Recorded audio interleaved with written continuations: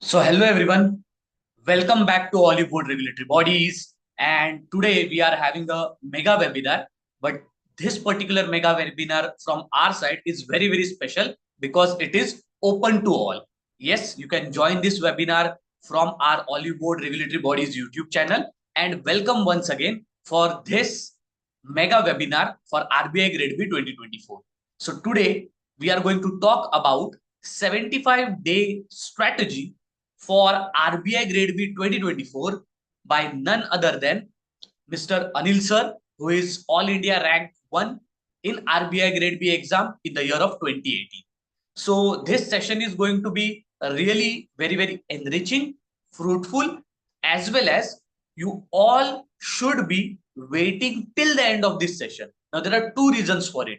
The first reason, most importantly, is that in this particular session, Anil sir is going to give you his deep understanding and analysis strategies that how you can still prepare for RBI Grade B 2024. The notification is still not out yet. So that's why you are having a good brief period with you so that you can prepare it well. So sir will go through his strategy, not only just from phase 1, phase 2 point of view, but every subject in detailed manner.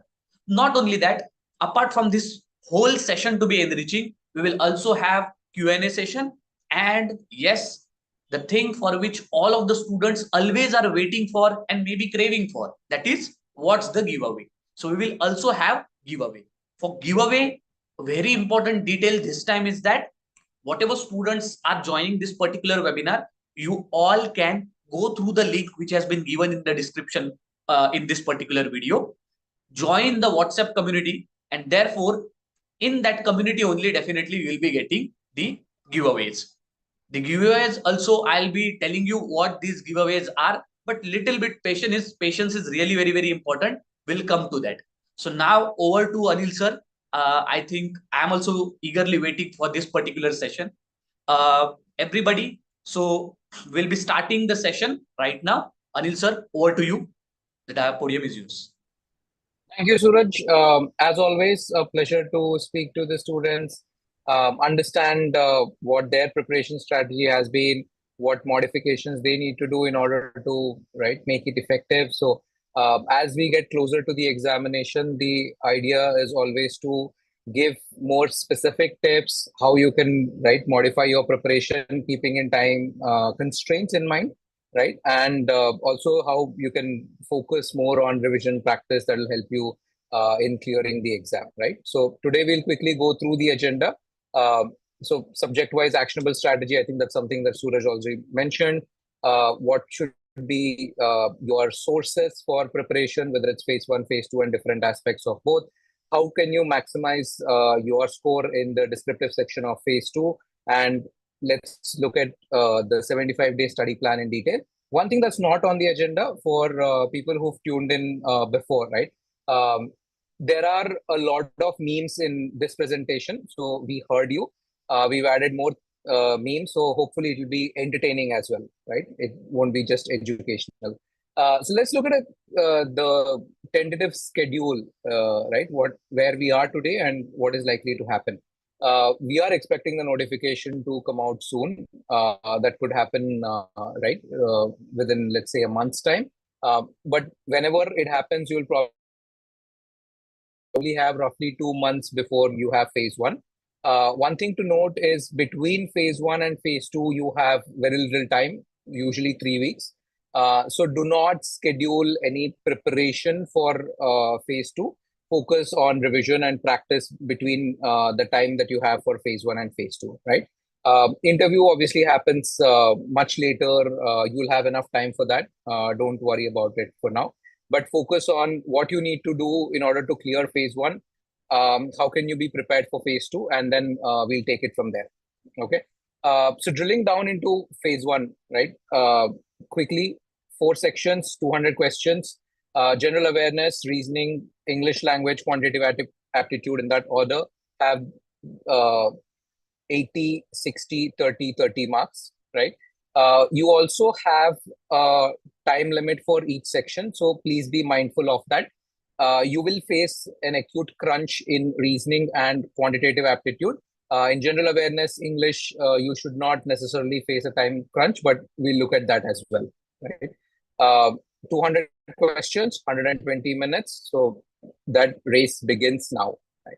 If you look at the cutoffs over different years, you see that it's the sectional cutoffs. If you just total any of them, let's start with 2023, was only around 30, right? And the overall cutoff was 54. So it was roughly about 1.8x of the sectional cutoffs, right? Please keep in mind, we have 2 objectives. One, we need to clear the sectional cutoffs. We also need to clear the overall cutoffs, right? Why this is important and how you can try to ensure both is something that I will cover subsequently. But please keep in mind that since the time we also introduced, RBI introduced the time limits for sections, that has also resulted in a dip in scores. You don't have to worry about or speculate what the cutoff is going to be in 2024. This is an indication. It also depends on the level of difficulty of the examination, and you have that variation in front of you, right? If you see 2018 and 2019, they were high scoring papers. The exam pattern was towards the easier side. But as I said, we are not preparing for an easy exam or a hard exam. Whatever it is, we will do our best and it will be the same for everyone, right? Do not worry about how it is going to be on the day of the exam in 2024. Let's move on. Okay, so I see a lot of students who manage to study hard, right? What I mean by that, 5, 6, 7, 8 hours a day, right? Please remember that your preparation should always include 3 aspects. There is a time for study, there is a time for revision, and there's a time for practice or taking tests, right? Students usually do well on the first one, somewhat on the second one, but not very well on the third one, right? But third one is probably the most significant, which means that every test that you take, every mock test that you take, let's assume you're taking a quant test, you have 25 minutes. After that, you should spend at least 30 to 40 minutes in analyzing it, right? And the way to analyze is something that I have described here. So let's assume you're taking a full-length mock test, you have 200 questions. Now, once you complete the test, go back and look at how many did you attempt, how many did you not attempt, why did you not attempt, right? No time, couldn't see. This is genuine when it comes to, as I said, quant and reasoning, English and general awareness. That shouldn't be the case. You read the question, you didn't know what to do, which is also fair. This is not an exam where you are expected to score 100 on 100, right? You saw the question, but you couldn't recall it during the exam. Now, this is something that we will fix first, right? Then we can look at how you can optimize your test-taking strategy in order to at least look at more questions, then decide how many you should attempt, how many you should not attempt, what you should attempt, what you should not attempt, right? But it's also important to look at how many you got right, how many you got wrong, and why you got something right, why you got something wrong, right? You may have guessed something, and that guess would have turned out to be right, but it was not a reasoned guess, right? Just blind choice among 4 options that were given to you. If it were to be a question in the real exam, would you still do it, right? Please think about it, okay? And always be conscious of the time factor, right? We were discussing, if you were analyzing a quant section performance, if you spend 4 minutes to answer one question and get it right, that's a poor way to spend your time, right? You have only 25 minutes. I would rather have you spend 4 minutes looking at 4 questions, attempt to get 2 right, right? Please remember, my prescription is for quant and reasoning, always have a hard stop, meaning say 1.5 minutes, you are no closer to getting to the answer, simply move on. Okay. All right, let's move to the next slide. Yes, let's begin with one of the most feared sections, right? That is reasoning. A, because of obviously the weightage it has. Remember, there are 60 questions and you have only 45 minutes, and some of these questions are difficult by nature itself, right? Difficult and also vexing because they may also be in some cases data heavy, right? So what is the first thing you should do? Practice, right? This does not require special preparation. It's more about practice, okay? The second is what I was referring to earlier, move to time-based questions, right? Which means you start measuring, okay, this question took me 2 minutes in April. In May, I'm able to do it in 1.5 minutes, right? Or this question continues to take 2 or 3 minutes. If it's in the examination, then I need to skip this, right? What can be tricky is something like a seating arrangement, right? Again, through practice, you will be able to identify patterns. You will be able to make your judgment better, which ones to choose, which ones to, right, skip. And obviously, all of it leads to finally attempting more mocks, defining your strategy for the D-Day. Okay. Next slide. I'm repeating myself. Start timing yourself for every question. Strategize, identify your strengths, know which questions to attempt and which questions to skip, right? Attempt mocks regularly. At this stage you are in, if this is when you are beginning your preparation, what I would urge all of you to do is just over the next 2 days, right? Maybe maximum till Tuesday, take at least 2 tests of quant, reasoning, and English to understand where you stand, right? Based on your performance and analysis, we can then define specific strategies on areas that need more attention, areas that need less attention, right? The first priority should be to have that baseline assessment. Aaj ki taarikh mein, if you take tests, where do you stand? Are you able to clear sectional cutoffs comfortably? Are you not able to? Please remember, I'm talking only about sectional, right, evaluation, not the full length evaluation at this point. Okay. So what should your strategy be? Your target score should be at least 20, right? That will also give you a buffer. आपको याद होगा, हमने ये slide देखा पहले. Overall cutoff is going to be about 1.6 to 2x of your sectional cutoffs, right? Please remember that. Therefore, out of those 4 sections, we also need to identify 2 sections which can give you that push or that advantage to clear the phase 1 cutoff. Okay. Now, especially quant and reasoning, I expect your accuracy to be high. What do I mean by high? At least 85%. Okay. How can you get to that score with a high degree of accuracy? What are the topics that you should definitely practice and attempt in the exam?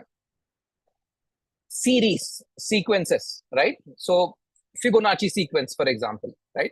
Let's assume that's a question, right? 1, 1, 2, 3, 5. Somebody asked the next number. Can you identify that? Coding, decoding, syllogisms, blood relations, ranking and order, direction sense. These are standard questions you can expect every year. These are simpler to tackle. So please do not miss out on these questions, right? Some of them could be more complex, such as puzzles, right? In the exam, as a general rule, now please remember, it may not apply to you, but as a general rule, always attempt standalone questions first, right? So out of 60, you may have, let's assume, around 40 to 45 standalone questions. Try to attempt them first and then have time to solve at least one set question, right? Something to do with a seating arrangement, right? Any form of other arrangements, right? Where you have series of linked questions, 3 to 4 or 5 of them. Please attempt them towards the latter half. Okay, and can also be dicey. So please exercise caution, right? Take some time in evaluating the options, making sure that you have identified the right option, right?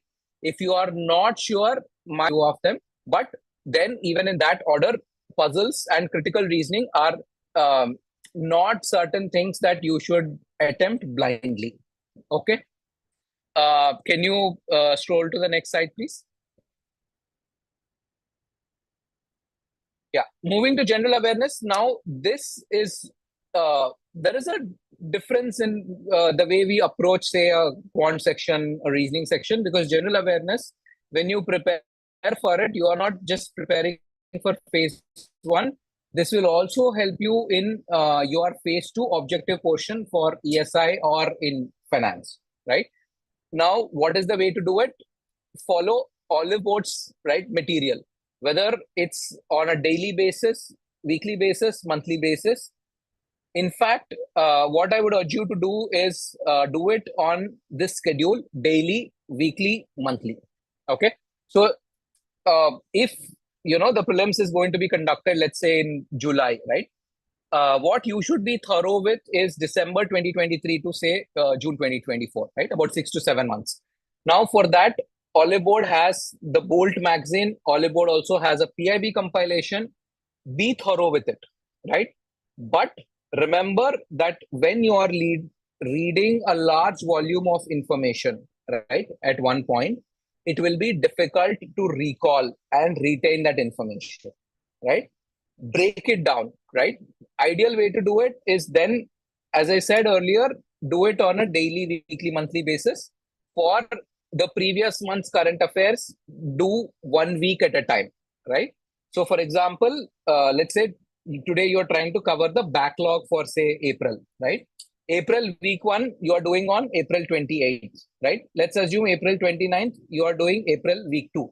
When you do week 2, along with it, revise what you read for week 1, right?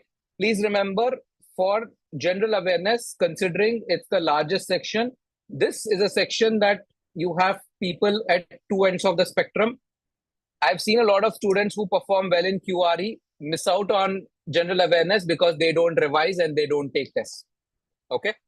So please make sure you don't make that mistake. And students who focus a lot on preparing for this section, ignoring other sections. There is a way to get a high score without spending too much time, which is what I'm describing. Please ensure you follow this and do not deviate from this. Deviation kahan se aata hai?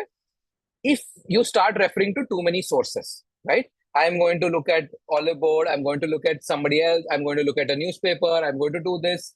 Please be mindful of your time and focus on information that's presented to you in an exam format, right? That helps you remember, recall instantly. Okay. We discuss this. Whenever you take a test, please analyze it, right? Same thing holds for previous year questions as well, right? So when you do that, you will realize that there are sections in which you can define your preparation. And there are also certain expected questions from those topics, right? Special focus on government schemes, right? PIB news, I mentioned this earlier, PIB compilation, please be thorough with it. RBI report, budget, all of them, right? Key indices, right? Growth indicators, inflation indicators, development indicators, whether it's published by Niti Aayog, IMF, World Bank, all of them, right? Sports culture, obviously they have importance, right? The way you can improve your attention, your recall and your attention is by attempting more tests, okay? At this stage, I would recommend you to take at least 2 tests a week on general awareness. Okay, next slide, please. So what is a good range? What should you be comfortable with, right? That means your target score should be 30 plus, right? Please remember, again, general awareness is a section where options can be confusing, right? So I would urge you not to attempt everything, right? You may be sure of, say, 20 questions. You don't know about the rest, say 60 questions. Maybe 30 of them, you can take a reasoned guess, do that. But 30 of them, if you want to skip, please do that, right? If you divide the time, right? First 10 minutes for high accuracy and the ones that you are absolutely sure of, right? This should ideally be somewhere around 20, right? 20 plus, higher the better. But as I said again, I also showed that slide where even the cutoff for general awareness varied vastly. So don't worry about setting an absolute threshold. It's a competitive exam. If it's tough for you, it's tough for others as well. Please remember that, right?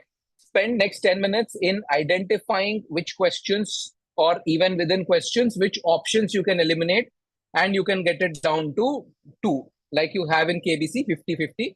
Let's try to do that, right? There could be X number of questions. Like I said, maybe 30 of them, right? Use that 5 minutes that you have remaining for identifying out of those 30, how many you will attempt, right? Now, what are the topics that you should focus on? Government schemes, right? Which are the ones that have been launched recently, which are the ones which have seen significant difference in budget outlay, right? Related to finance, what are the current affairs? Again, largely going to be prepare a table. These are the key metrics. It's not just, I keep repeating myself, it's not just for phase 1. This will also help you in your phase 2 objective. Okay. RBI circulars, updates, recent right developments there, key reports, right? I mentioned that on the previous slide. And then, of course, there could be some static general awareness questions. Do not worry about it. As much as you can, try to get a handle through your mock tests when you take on Oliveboard platform. Okay. Next slide, please. Yes. This is interesting, right? Consistently, if you see the trend that I showed initially, right? The cutoff for all the sections can vary a lot, not for English, right? Which is why that makes English a place where you can get an edge over others, right? How do you do that? One, make reading a habit. Focus on grammar, right? And then, of course, do not worry about people mocking you. We all start at a base level. We improve upon it. Do not worry about somebody ridiculing you. Okay. Next slide, please. Yes. We read a lot on a daily basis, especially for exams like RBI, which means that you are not in short of information, right? But how well do we pick up the words that we read, the expressions that we read, right? How well do we practice? Practice is not just for phase 1, practice is also for phase 2, where the answer writing skills assume a lot more importance, right? Next slide, please. Yes. So again, look at the path, right? Start with grammar. You have parts of speech. So focus on verbs, prepositions, right? Adjective, adverb can be confusing, right? So understand the difference between the two. Error practice is important. So you can identify where the sentence construction is wrong, where the path of speech is incorrect, where the articles are incorrect, right? Then focus on reading. That will help you with your reading comprehension. And then the last one is vocabulary, right? Please remember that your vocabulary is not a limitation, whether it's phase 1 or phase 2, right? For your success in this examination, right? Can things be improved? Absolutely. But that's never an excuse for you to score low marks, right? this exam does not require to have high proficiency or fluency. As long as you are able to understand well, you should be able to, right, do well in the examination, right? Focus more on conceptual understanding and presentation, right? For phase 1, in the English section, what should you do, right? You have 25 minutes, 15 minutes for simple single statements, vocabulary, grammars, one-liners, right? Where it can be complex is in terms of, as I mentioned earlier, reading comprehension, close passages, right? And then rearranging a paragraph, right? Always play with your strengths. Go for what you are comfortable with. Do that first, and then look at questions that appear to be tougher. English section can also be deceptive, right? Always focus on accuracy, no matter which section it is, but please be more careful when it comes to English and general awareness, right? Even quant and reasoning, we'll have the tendency not to attempt questions if we don't know. But English में या general awareness में हमें लगता है कि शायद ये answer होगा. We tend to attempt most of them and we get them wrong, right? Practice more in order to identify whether your thought process is correct, right? Finally, we are coming to quant and we are trying to clear the last roadblock, right? A lot of people have this phobia or fear in their minds that I'm not good at quant. Remember, this is an exam where they're testing on mostly arithmetic, right? This is school level stuff, right? The questions can be difficult. The concepts should not be difficult for you, right? Always remember that. So let me give you an illustration here, right? If you have, say, let's assume there are 3 difficulty levels. There is an easy question, moderate question, hard question. Even if quantitative aptitude is not your area of strength, easy questions, if you can do 50-60%, that's it, you are through, right? Please remember that. If it's your area of strength and you want to maximize your score, look at solving moderate questions as well, right? How do you gauge the difficulty level? Again, when you take tests, you know of all the people who've attempted this question, how many got it right. That's a good indicator, right, of the difficulty level. That's one way you can strategize and you can identify, right? So the first thing, remember I told you at the beginning of the webinar, for quant, reasoning, English, just to get a sense of where you are and what you need to do along the 3 lines, right? Study, revise, practice. Where do we fall and how much effort do we need to put in? First, analyze that when you take mocks, right? Identify your weaknesses. Focus on simple topics. What are simple topics? I'll cover in the next slide. But the way you will get better, especially at reasoning and quant, is through practice. Okay. Next slide.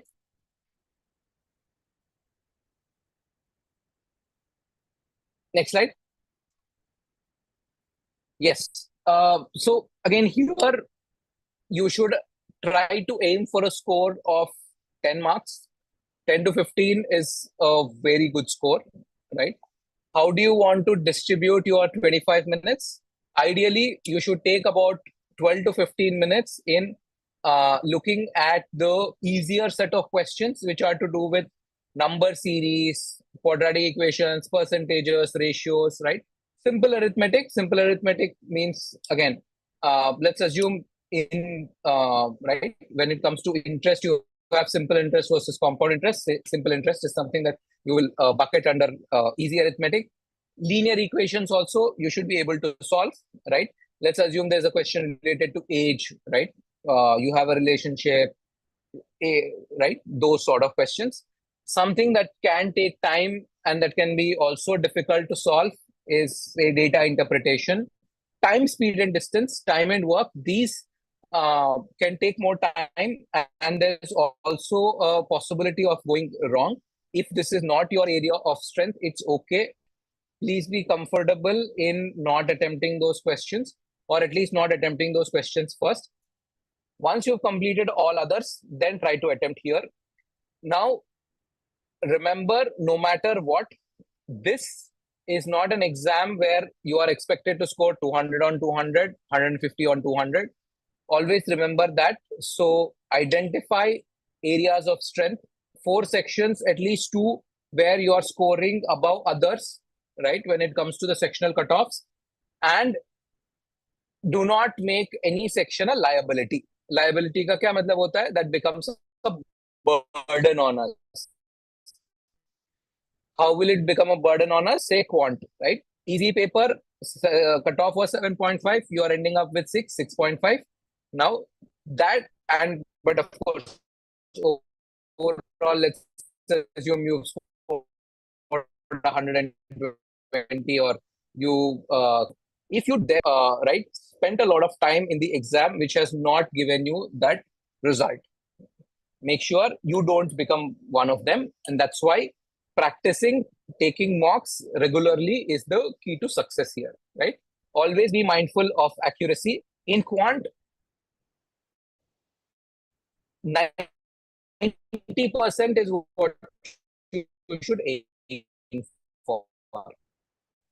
So if you are attempting, say, one question where you should go wrong, right? Questions with tricky options, it's possible that you would have not done it in the right way to get to the answer, which is why you face the dilemma or confusion. If you are not confident, don't attempt, right? But objective should still remain that you are able to comfortably, confidently, accurately attempt about 12 to 15 questions, and you are able to get a score of more than 10. Okay. Next slide. Okay, let's look at ways in which students, commonly fall into some pitfalls, right? General awareness, you try to cover a lot, right? As I said, stick to a single source, right? What is more important is out of what you have read, how much do you remember? Please remember that any source that you take, 80 to 85% of the content will be similar, right? What you should focus on is, okay, how do I slot them? Remember, we discussed this. Is this coming from a report? Is this a government scheme? Is this an RBI right circular? Is this an RBI update that's right in the news? Is it related to sports? Identify those categories, right? When it comes to quantitative aptitude, it's more to do with lack of practice. And again, this term I like, right? What you mentioned in, say, this ego, right? Don't take it on your ego to attempt every question you look at, right? Do not do that. If you are unable to do in, as I said, 1.5 minutes, let's assume, or maximum 2 minutes, please be comfortable in skipping that question. Okay. Mistakes in low hanging fruits. Now this is purely our folly.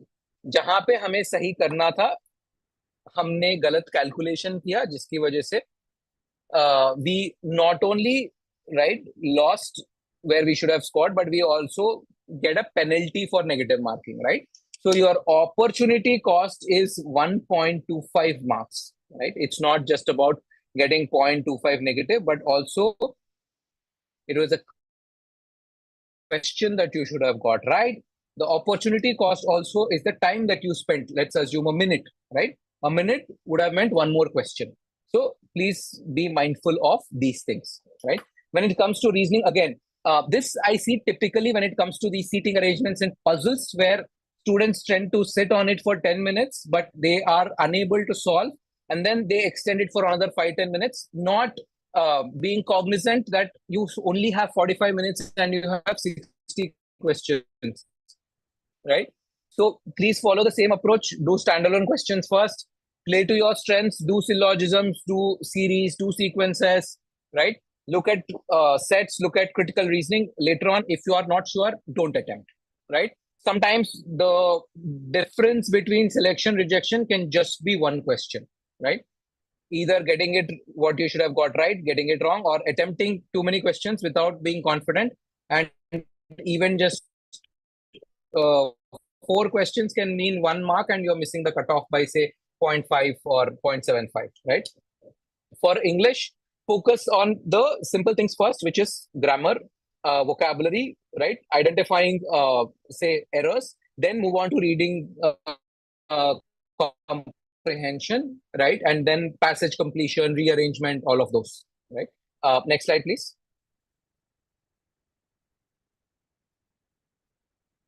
Okay. So here is a weekly study plan for phase one, right? What you should do each day. Please remember your ideal schedule should have a combination of all of these, right? You are doing something in phase one, you're doing something in phase two. If you are reasonably confident and you're scoring decent marks, I would urge you to minimize the time you spend on phase one, specifically on QRE. Identify your weak topics.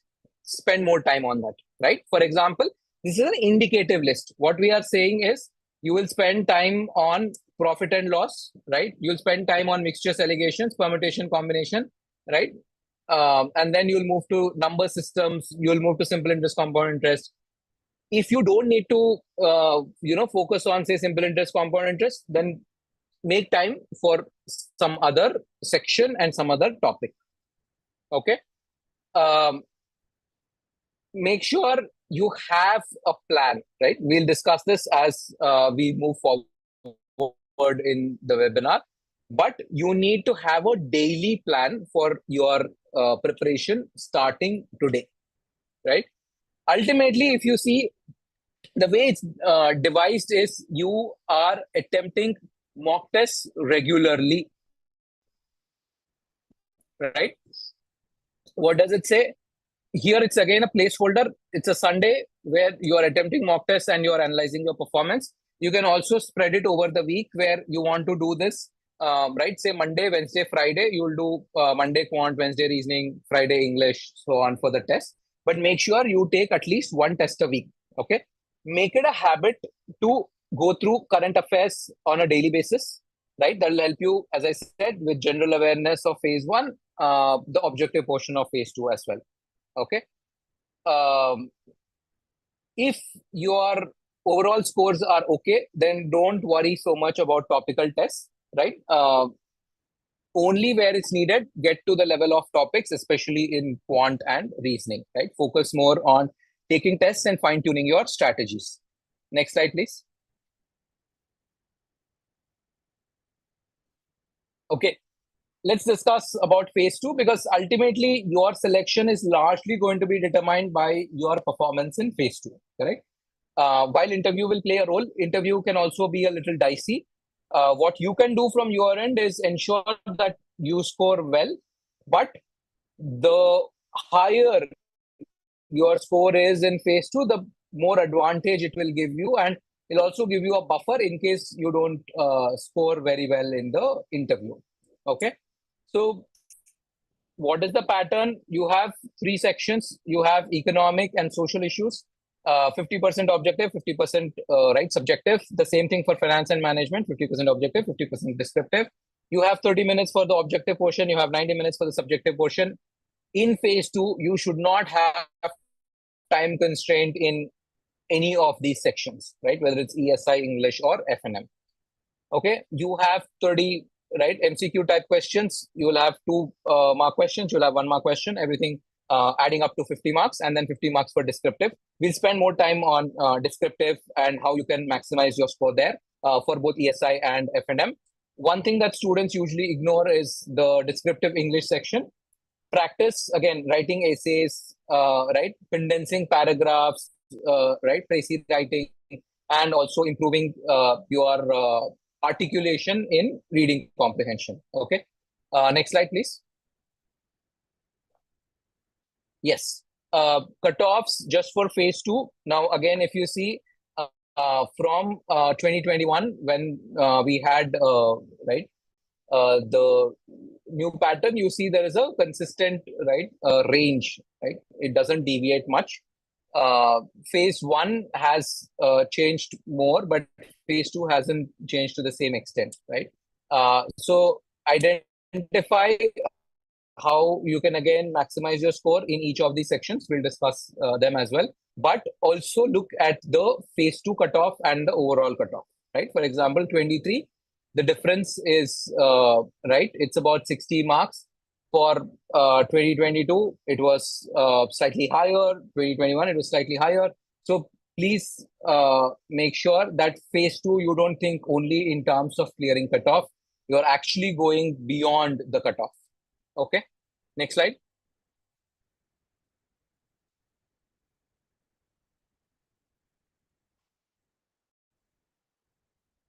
What should your approach be for phase 2, right? You should score at least 55 in English descriptive. Objective from your style or approach in phase 1, continue the same, right? Maximize your score in MCQs. Descriptive is what will be the differentiator. We'll talk about it at length, right? And then final selection, interview obviously plays a major role. You've seen that you have to perform exceedingly well in the interview if you want to clear the cutoff, right? For the final list. But make sure that phase 2 is where it ultimately hinges, right? Your selection or your rejection. Okay. Next slide.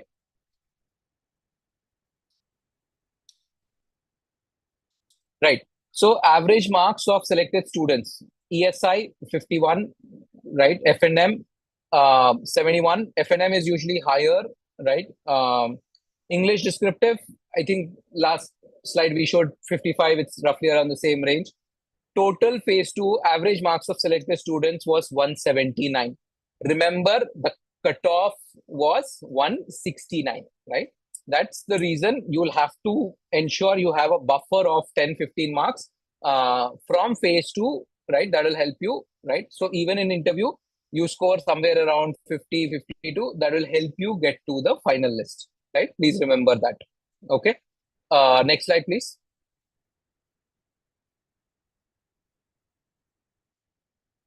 Yeah. So if you see the way we are actually aiming for, what we are aiming for is higher, right? If people have scored on an average 50, we should have a buffer of 10 marks, right? Overall, that means you are able to have a buffer of 10-15 marks combined with a reasonable score in interview that will make sure that your name appears in the final list. Next slide, please. Okay, let's look at some trends for ESI objective, right? Out of 50 marks, you have government schemes which occupy about 50% of it, right? Varies a little, but you can be rest assured that this is going to be the single most important topic in ESI, right? Reports and indices, again, has good weightage, somewhere around 15 to 20%. Budget is something that's important, but this year, depending on when the exam takes place, it may not have the same kind of importance because we didn't have a full-fledged budget presented this year. Nevertheless, the data, the information from economic survey, all that will still remain useful, right? So focus on government schemes, reports and indices, international organizations, right? There will be a few miscellaneous questions, but that will be part of your overall preparation, right?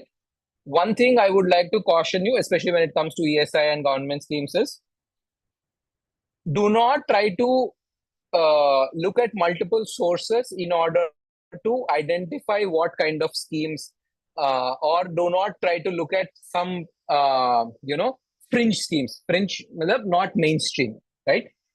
Always remember that this is a competitive exam. There could be a few questions for which you may not have read, right? But as long as you are doing the basics, you're following the same things that others are. If it's difficult for you, it'll be difficult for them, right? Always think about what you can do, forget about, and make sure your base, say 80 to 85% is solid. There could be 15-20% questions that are complex, that are trivial, but that's okay, right? Again, your benchmark should not be 100 out of 100, right? Or even 50 out of 50 in the objective portion. We'll try to maximize your score. There will be curveball questions, and that's okay. Next slide, please. For descriptive, what are the important chapters, right? Growth is an important topic. Growth in combination with fiscal policy, monetary policy, because these have implications on growth. This is the way you should try to connect them. You should make a mind map, okay? And of course, all of this also means inflation is a hot topic for India always, right? Whether you have a good monsoon, a bad monsoon, you have commodity prices shooting up, all of them have right considerable impact on our inflation. So make sure that you look at all of them as a whole piece. Do not look at them individually, right?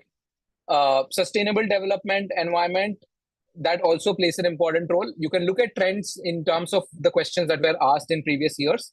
Balance of payments, international economic institutions, again, these are things. So the way you should approach this is first, any of these topics, right?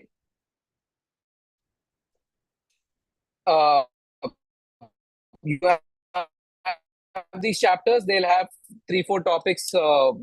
That should be your benchmark, right? So always focus on that, right? Do not spend too much time in going through textbooks where you will end up more time. It's not required. It's not beneficial for the exam, right? You are not doing a PhD here, right? Focus on getting your basics clear and then improvise by using your information from newspapers, right? From other, analysis that you read or hear, right? With the help of Oliveboard, and then try to enrich your answers. Okay. Next slide. Yes. So when it comes to objective, your score, right? Again, try to maximize it. You should try to attempt at least 30 questions. 20 minutes, try to take, for these, for your first level of, right?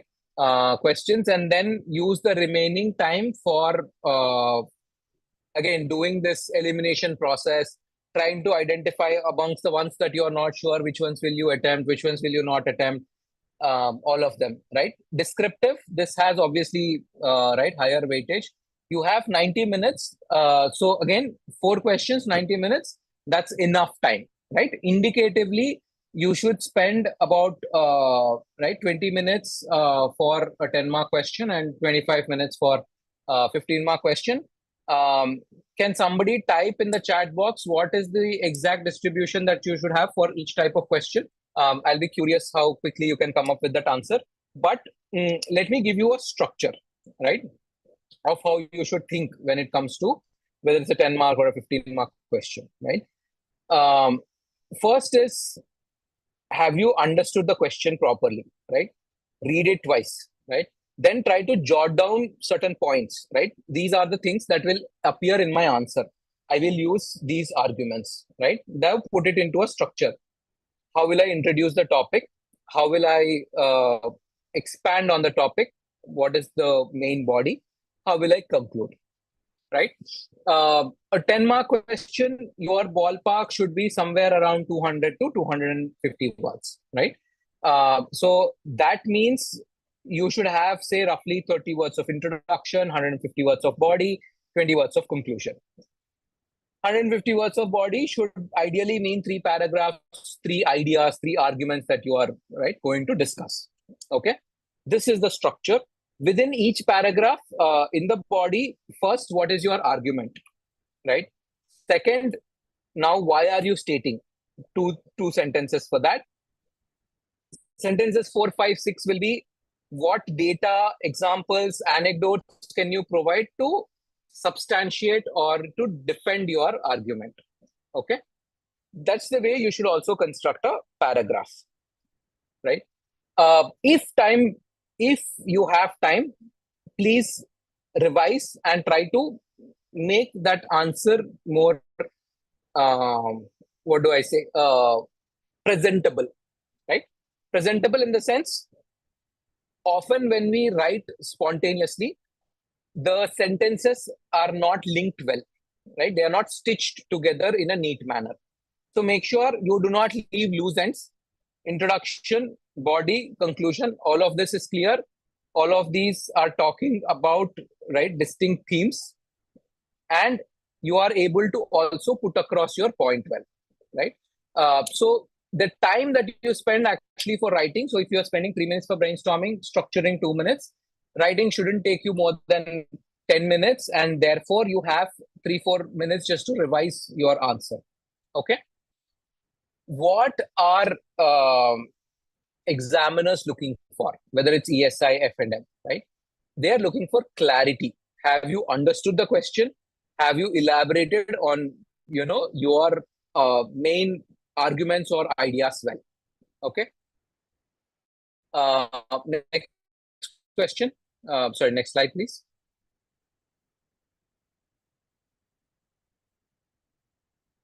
Okay. When we look at F&M, remember we saw this earlier. F&M generally tends to be more scoring. The reasons are obvious, right? Government schemes can be a little tricky, right? That's where students can probably lose out on a few marks, but that's okay because that's the same for everyone. The good part is management static, again, is not very difficult. So this is one area you can score. Management is largely static, so you don't have to worry about it. The syllabus can be vast, but please follow Oliveboard material, be thorough with it, take mock tests regularly. Okay. You will see that management has roughly 50%. Finance, current affairs, again, there is a way to make this more streamlined and organized. So you will get to, right, reasonable degree of confidence, and that can give you about 10 to 12 marks. Finance static on simple concepts, there will be a few questions, right? Do not worry too much about it. Once you do your phase 2 static portion, you can cover a few of them through your preparation and also become important. But again, it's not that you'll have to go and open RBI website and keep following different circulars. Identify what the themes are on, right? Themes will largely be, if you go through the monetary policy, committee meetings and what happens after that, they have a section called statement on developmental and regulatory policies, right? That should be of interest to you for whether it's phase 2 objective or descriptive or even for the interview. Okay. Next slide. What are the important chapters, right? Fiscal policy, again, risk management, financial institutions, their role, functions of RBI, basics of finance, where you understand what are the financial statements, income statement, balance sheet, cash flow statement, and so on. A little bit about how markets, right, especially whether it's a debt market, equity market, how they function, derivatives and bonds. So that's mostly it, right? In general, the questions, if you've seen the trends, whether it's management or finance, they are not complicated, right? The questions are not complicated. Questions are also not fringe topic related, right? They are mostly mainstream. In a way, that's good because that means you don't have to prepare a lot. Where it can prove difficult is making sure your answer deserves an 8 out of 10. If it's a standard question, you write a standard answer, you will get a 4 out of 10, right? Next slide, please. Okay, so let's look at how you can attempt the finance section, right? You have roughly 15 minutes for the MCQ. Remember, you have finance and management, so that means half an hour for the entire section, right? So current affairs, that's what you should focus on. Remember, even after phase 1, you will continue to do this on a daily basis and on a weekly basis, right? And static portion, again, where there are certain questions which are more conceptual. Lot of them should be, right? When it comes to descriptive, you will follow the same approach, right? Spend some time, don't just start typing, spend some time in making sure you understand the question, you understand what is asked of you, and you have a structure with content in place before you start writing the answer. You do not have any time constraint, whether it's the objective portion or the descriptive portion, but make good utilization of your time. Do not overspend. You don't need to spend 10 minutes in identifying what you will be writing. You can just take 3 minutes for it. You can arrange it in, say, 2-3 minutes, and then you can start typing, right? If you are able to type 20-25 words a minute, you don't need more than 10-12 minutes to type, whether it's a 10 or a 15-mark question. Okay, next slide.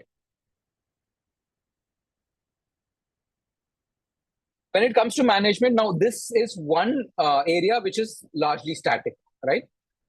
Which means, again, the syllabus is quite fast, but focus on the topics. And as I said, right, idea, do I have a 200-word answer for this? Okay. General management, right? Thinking, leadership, theories, all of that, conflict motivation. There are only 3 or 4 theories, right? Do I have a 200-word answer on this? Right? I think this was one of the questions maybe in 2022. Write a short note on management. I am confident that at least 80% of you can easily, right, write that answer which contains that 14 principles. You will get a 4 out of 10, right? So make sure you spend more time in improving your answer by adding examples, by adding, say, an analysis, right? What is good about certain things? What, the usual criticisms around the theory, around, certain practices, right? How should you think about your objective and your descriptive portion? Again, 15 minutes, focus on identifying, mapping. Okay, when it comes to, as we were discussing, if it's about management thinkers and theories, who gave which theory, make a summary. What does this theory mean? Say Maslow's hierarchy. What are, the 5 steps in the pyramid, right? Think about those things. When it comes to descriptive, what you should do is, now, why are they placed in certain manner, right? Is this true? What did people who came after him, right? What did they say about these? How did they refute some of his arguments? So focus on those aspects, right? Next slide.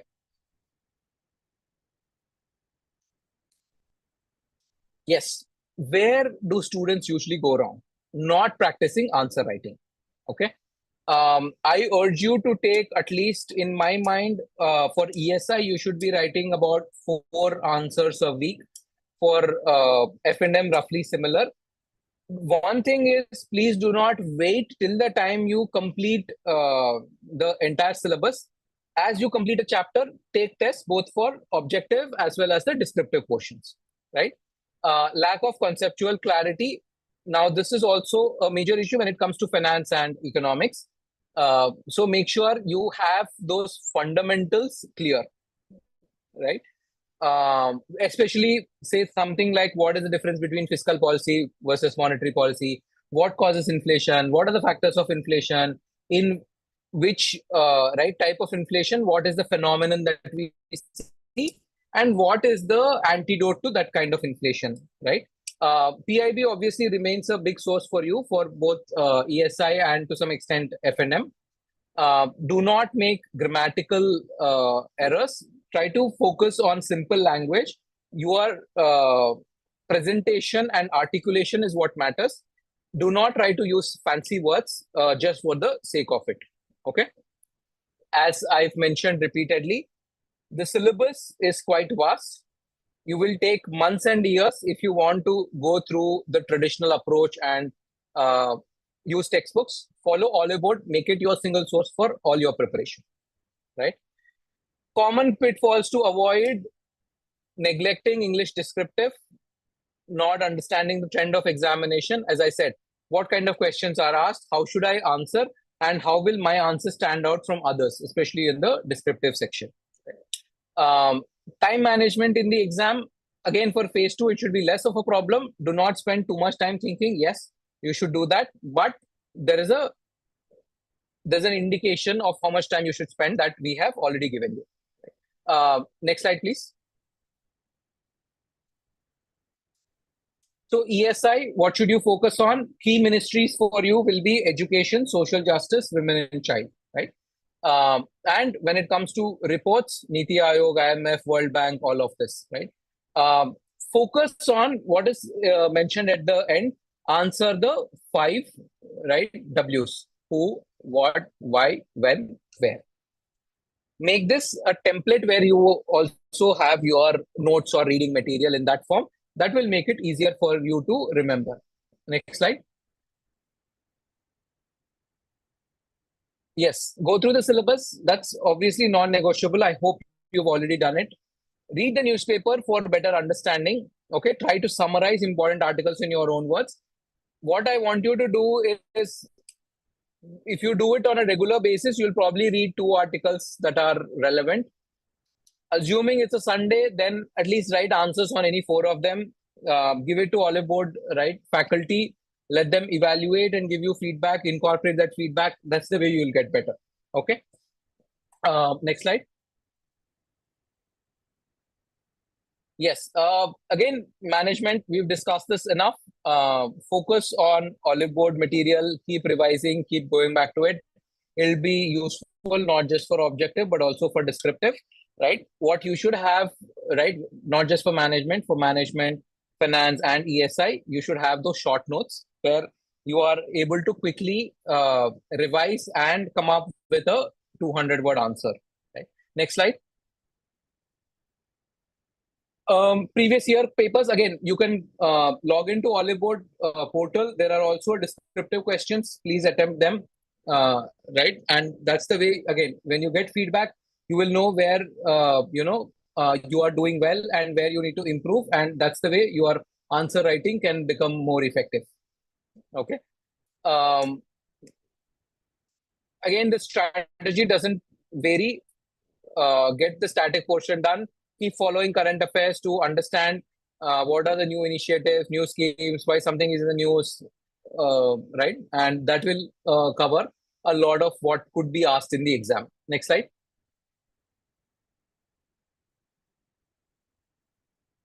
Next slide. Let's skip this. Yes. What should your overall strategy be? Complete the static syllabus along with topical tests by end of May, right? You have roughly 1 month. Make newspaper reading a daily habit. This will serve you throughout, right? Not just for phase 1, phase 2, even interview. Summarizing important articles is important. That will also help you in English descriptive, right? When it comes to précis writing, reading comprehension, those aspects. Answer writing regularly, preferably daily, if not at least 3 or 4 days in a week. Okay. And start attempting full-length mock test for phase 2 from May onwards, right?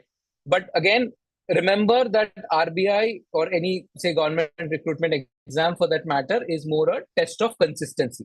What you read over 3 months, 6 months, 9 months, you need to be thorough with it, right? So do not fish for more sources. Spend enough time on revision. So whatever you've read, you remember, you understand well, and you can explain it, and you can recall it in the exam. Next slide.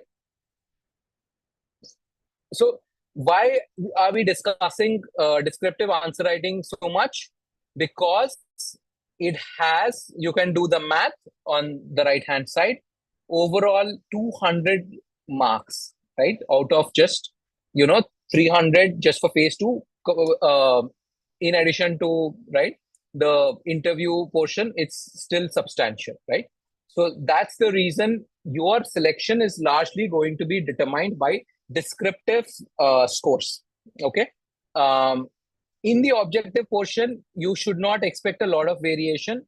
Those students who've prepared well and who've done well in the examination will have a narrow range, right? But in the descriptive portion, that range can be quite wide, okay? Our objective is always to get to 7 to 8 out of 10, or proportionately get to 11 to 12 out of 15, right? For the descriptive questions. Next slide. Yeah, I've stated this. Do not think of it as being 50 marks in one section, 50 marks in other section. All put together, this becomes your biggest chunk, and this is where you can clearly get an edge over others. Okay, next slide. Next slide. Okay, you must, I hope all of you watch this movie. If not, don't worry, don't watch it now. You can watch it after the exam, right? But this is, the illustration is to show that this can be the reason for you not to be successful in the examination, right? If you don't do enough of answer writing. Okay. Next slide, please.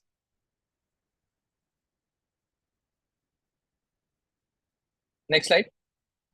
Okay. We all have this inhibition. Okay, today I'm not good at answer writing. I need more time. Forget about all of that, right? Start writing today based on whatever you know. It can be static portion, it can be current affairs related, doesn't matter. How should you develop this art, right? What should you focus on? First, I should have my block. What is my block? Content on a particular topic. I took an example earlier. Write a short note on Henry Fayol's 14 Principles of Management, right? Or let's say there was another question on what are the economic reforms that India has undertaken since independence, right? These are fairly standard questions. You already have ready content. You can't just write 200. I'm sure you can write 500-600 words on, right? But once you have that, what do I need to convey? Why is the examiner asking me this question? What should I need to put forward in my answer? Okay. Meeting expectations becomes the most important thing, right? Okay. Ability to craft answers that meet the expectation of examiners is indispensable. Content is the building block, but what makes the difference is the presentation, right? And how well you are able to convey and convince the reader or examiner. So when the examiner looks at your answer, he or she should think that you are a person who has good understanding of the subject, who has covered all the important aspects, but who's also presented well, right? Can we move to the next slide? Let's elaborate on this a little bit, right? What is answer writing? Okay. Clear, concise, coherent response. Okay. There is no ambiguity. You are not taking up too much space, and you have a flow, right? You are not speaking of unrelated things. Okay.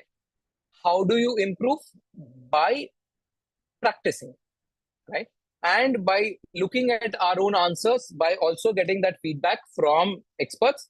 But you can also do the same thing and then trying to work out and close those loops, right? As I mentioned, when we do things under pressure of time, what usually happens is we are not coherent in the way we communicate.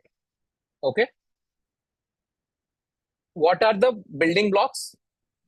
First is the content. Second is now putting that content in a structure, right?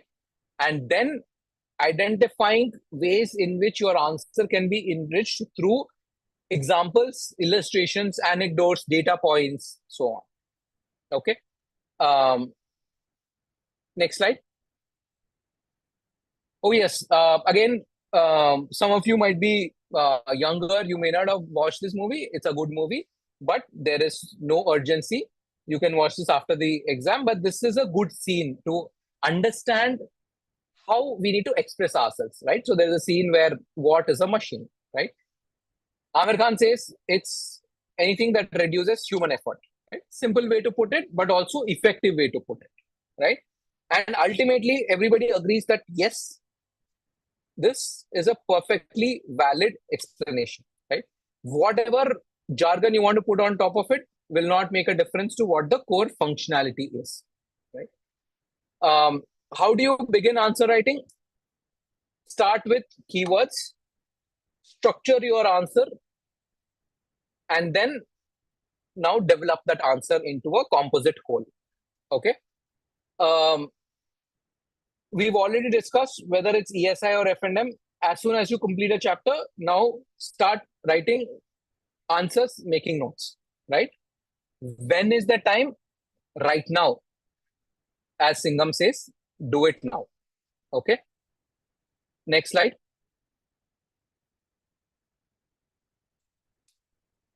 Yeah, this is something which I've emphasized enough, whether it's objective, subjective. The first thing you should do is look at previous year papers. Are you confident of attempting them and scoring well in those, right, questions?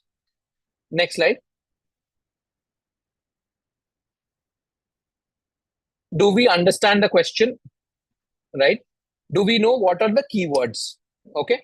For example, you could have some other question like, what is the manager's role in developing or promoting ethics and right morals in an organization, right?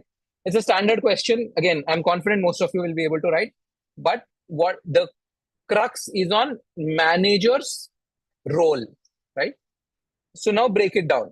Okay, as a leader, what should you do? By example, you should show that, you should always behave ethically, right? What are the circumstances in which unethical behavior can crop up? What are examples of people who have not either followed ethical behavior or themselves, or people who've seen unethical behavior and who've condoned it, right? Who have not put a stop to it. Similarly, give examples of people who followed ethical behavior and that's how the organization has benefited, right? Not just in terms of having good culture, but also being financially rewarding and all, right? So try to link always from your newspaper reading, from otherwise your understanding of the issue, how you can make it better. What should you put in the introduction? Your thesis, right? There's a question. Do you support this? Do this? What are the reforms? Any of this, right? We've right undergone series of reforms, right? Now, what were they intended to do, right? How do you plot the evolution of whether it was during the time we had planning commission or whether what we intend to do now, right? What should be in the body? You should justify your thesis, right? This is why I believe something is good. This is why I believe something is not necessarily good. This is how I believe something can be improved upon, right? Conclusion is when you will, in a way, summarize and say, these are the points I've discussed. This is why I believe this is what we should do from here, right? Always remember that the focus should be on value addition. How will you add value? You don't need to. So, for example, RBI, right? What is RBI's one of the major focus, or the reason RBI exists is to balance growth and inflation, right? If it's a simple question, which one should RBI choose? Obviously, by writing that RBI should balance both is not something that will give you marks, right? At what stage should they prioritize growth or inflation, right? What are they currently doing about it, right? What is the reasoning they provide in order to say that I'm trying to focus on, say, reducing inflation, getting it to our desirable range, right? Think about these things and think about also how you can present these things, right? Stick to the word limit, give examples to substantiate your answer, bring creative and critical thinking. How can you bring critical thinking? As I said, easiest is when you are dealing with current affairs, right? Because when you read the newspaper or any other source, you will have arguments from both sides of the spectrum. So you can also, position yourself. You can say that, I know I'm saying we should do this, but there are some downsides to what I'm advocating. I also have the remedy. I know a solution, the way in which I can mitigate some of the downsides from the recommendations that I am giving. Okay. Do not shy away from expressing your opinion.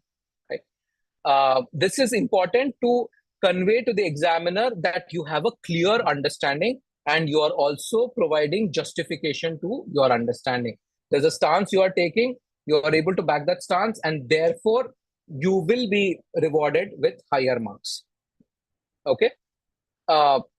Next slide, please. What are the secrets of answer writing? There are virtually no secrets, right? You have to follow a simple strategy of, first, do I have a comprehensive understanding of the topic, right? But also be aware that having understanding is not enough. Knowing how to present, what to present, providing a seamless flow, these become more important. Okay. That means, how do you structure? We've discussed that. What should be in the introduction? What should be in the body? What should be in the conclusion, right? How do you link, even when you are writing, whether it's in a point format or in a paragraph format, how do you link your arguments, right? What should be your first argument? What should be your second argument? How do you link 1 and 2? Okay. Then finally, more you practice, your typing speed will improve. I do not see typing speed as a hindrance for you. Make sure you get enough practice so that you are able to do it comfortably, say 25 to 30 words a minute, right? And always stick to the basics. Avoid spelling, grammar, punctuation errors. Okay. As far as possible, make all your preparation online, which means, again, start typing answers instead of writing on piece of paper. So that is something that will help you become attuned to the exam-like environment. Okay. I've stated this multiple times. Use data, facts, examples as far as possible to add, right, reasoning to your argument. But again, do not just throw random data points because you have them. Your objective is not to add as many examples as it's required. It's only to add to an argument, and it's to a specific context. Okay. I want you to, when you are reading the question, when you're thinking about what your answer should be, when you're writing that answer, there should be the same structure or flow, right? There should not be a disconnect. Okay. It's important to get feedback. So make sure, if you're writing on Oliveboard portal, you get feedback for it. If you are writing separately, you send them these answers and you get feedback for it. Okay. Next slide. All right. So this is the typical, book list. Let's move to the next slide, right? To go through all of this can take you years, decades, right? So this is just rough illustration that you will have to read roughly 64 pages per. Move on. But how does Oliveboard help you? A, you don't need multiple sources. B, you don't need to go through thousands of pages. Each aspect of your preparation is tailored in a manner where you get the right amount of information in the right place, in the right amount. Okay. So what does it mean? You have video lectures, both live plus recorded, for helping you understand better, for making it possible to go back. And so even if you read a material static portion, you have recorded videos. If you have doubts, you can watch the videos, get them clarified, right? You have top-notch notes that make it ready material for your revision. Right. That means you don't need to spend hours and hours in trying to look at multiple sources. Okay. You have 360-degree coverage. Phase 1, phase 2, objective, descriptive, covering all aspects. Okay. Next slide. What does top quality curated notes mean, right? I mentioned this earlier. You should always have a mind map. So this is one example, right? What is leadership? What should a leader do? Clear communication, guide people, look at problem solving approach, have plans, execute on plans, provide a vision to the team, right? That's how you should look at it. And then we've also looked at something like I mentioned, say financial markets, capital markets. This is a different way of looking at it, right? But where in a visual format, you are easily able to connect, right? That saves a lot of time for you, right? In organizing this. Okay. Next slide. Okay. Data, right? Data becomes important. Now, this is again an illustration, right? how has the employment situation been the last decade? Remember, when we looked at important chapters in ESI, we looked at all of these, right? Sustainable development, inflation, growth, all of these are interconnected, right? So what is our concern today? Rising youth unemployment, right? Rather than, so now what do you look at all of these, right? How do you identify what is going well for us, what is not going well for us, and how I can, right, put across these things in, the examination when there's a specific question to it, right? Labor force participation rate. What do you see as a trend there, right? What is the difference between rural and urban? Do you think it's problematic in urban areas or rural areas? Now, how do we bridge that? Is it a problem in urban areas for women, right? Those are things that you should, right, look at, right, when you see a table like this. Okay. Next slide.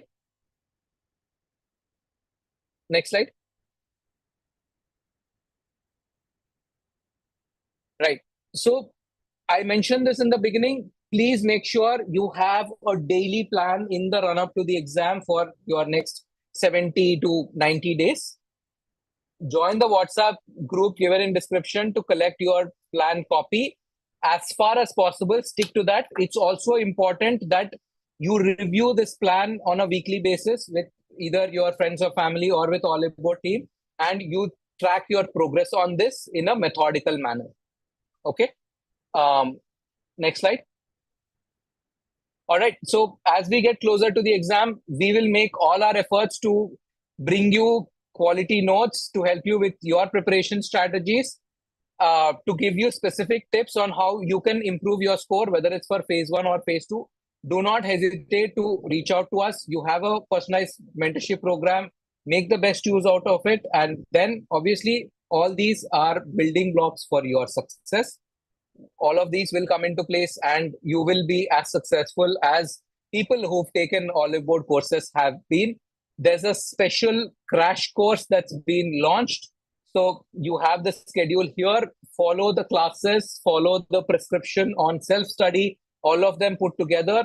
Take mock tests, and there is no reason for you to not feel confident when you enter the examination hall, right? There's already a live batch that's begun. Enroll in that and make sure you make the best use of it. Okay, if you have any questions, we'll take them up.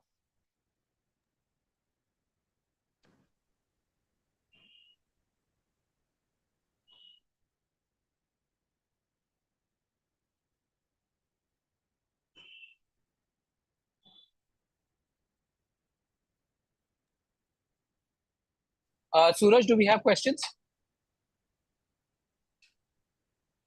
No, I guess. I think for all the students who are live on YouTube, whatever their concerns are, they can get to our counselors, and definitely we can try to solve all their doubts. Right now, if I can take 1-2 doubts, let's try to take some of the doubts, not all.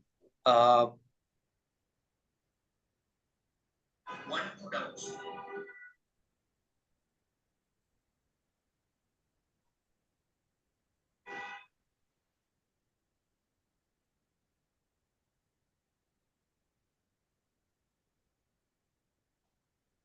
So one student is asking, sir, I have already started my SEBI preparation, but I have not started RBI Grade B preparation. So is it okay that right now, what are the chances that should I start RBI Grade B preparation or should I continue my SEBI preparation? No, I think you can do both. That's not a challenge. My assessment is SEBI requires slightly more detailed preparation when it comes to capital markets. There is obviously an element of overlap when it comes to phase 1, especially the aptitude part. You can do that, right? Just be mindful of how much time you dedicate for both. If you have already a demanding, say, work schedule, it becomes difficult. Otherwise, if you are only preparing for these exams, then you should be able to comfortably do it, right? Do not worry about it. As I said, once you get this, say, 75-day plan, try to focus on covering as much as you can here. And also, when you're preparing for both exams, ideal way to do it is first do what is right common to both, and then deep dive into what is specific to each exam, right?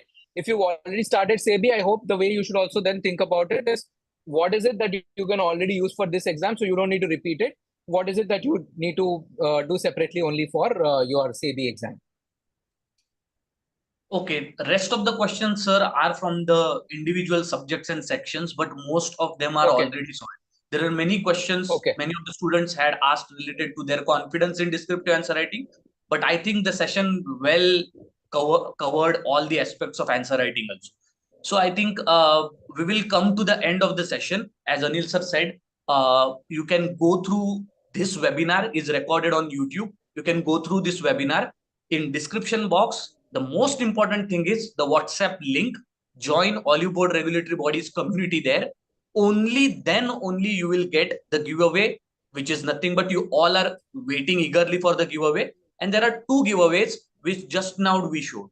So considering that minimum we are having 75 days with us for phase 1 and phase 2 exam, which are the most two important stages for being selected in RBI Grade B, we are having 75 days complete strategy and timetable, not only for a day, but even R-wise segregation is given for each individual subject. And not only individual subject from phase 1 or phase 2 point of view, but all the three, which includes QRE, which includes ESI, finance management. Can we go through the previous slide of the timetable?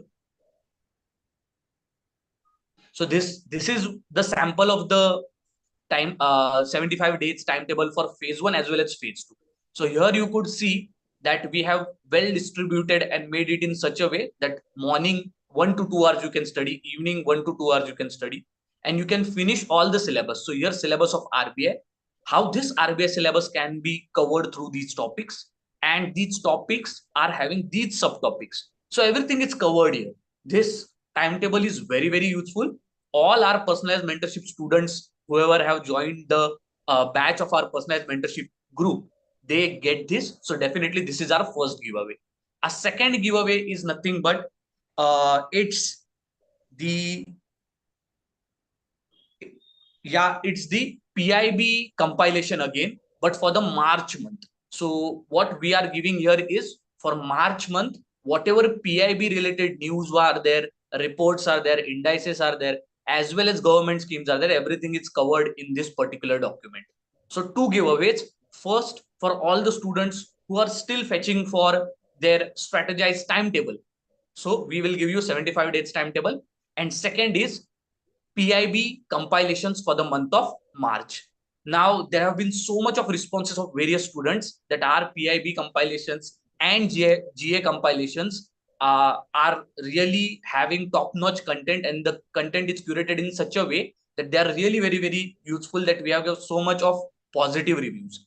So give your reviews also. Get these two giveaways right from the WhatsApp group only. There is no other way to get these two giveaways. So I'll repeat again. You have to go in this video's description, or maybe in this video's chat. You will get the description link in which the WhatsApp group is there. Join the community there, WhatsApp community, and from there only you will get it, get the giveaway in the announcements. So you don't need to worry. Only one-stop solution is join the WhatsApp community and get your giveaways, which are for this particular session. I'll thank Anil sir for joining. This particular session, I think, was very, very, as I earlier started it, it was very, very special because we hadn't kept it closed, but rather open so that all the students can freely attend it. And now I think everybody who are live right now, they will get that how important and crucial such webinars we are bringing for RBI Grade B as well as SEBI Grade A and other exams in the regulatory bodies.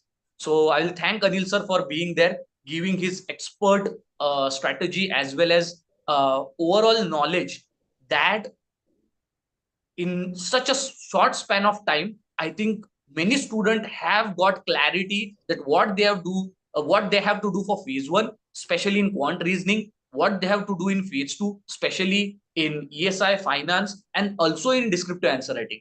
I don't think rather than going through YouTube videos for 3 hours, this one webinar has solved all your problems, I hope. And for that, thank you, Anil sir, for being there. And Thank you, as Suraj. I said, if you are having any doubts, it may be related to your study, it may be related to your strategy, it may be related to maybe the courses which you want to join, maybe our complete crash course, maybe our phase 1 crash course, maybe our personalized mentorship plan. Just get to our counselors, go on our website, get to our counselors, we will solve all your doubts. And again, for your giveaways, join the WhatsApp community. And here we will end this particular webinar, but definitely we'll come back soon with other one which will enrich your preparation. So thank you everyone for being there. Thank you for patiently listening to this webinar. And thank you, Anil sir, for being there, for the touch of guidance which you come every time on Oliveboard and just solve many of the students' problem which they are always going here and there to find the answers to a lot of their questions. So we'll end the session here, guys. Thank you very much. And join the WhatsApp community so that you get your awaited giveaways. Thank you. Thank you, everyone.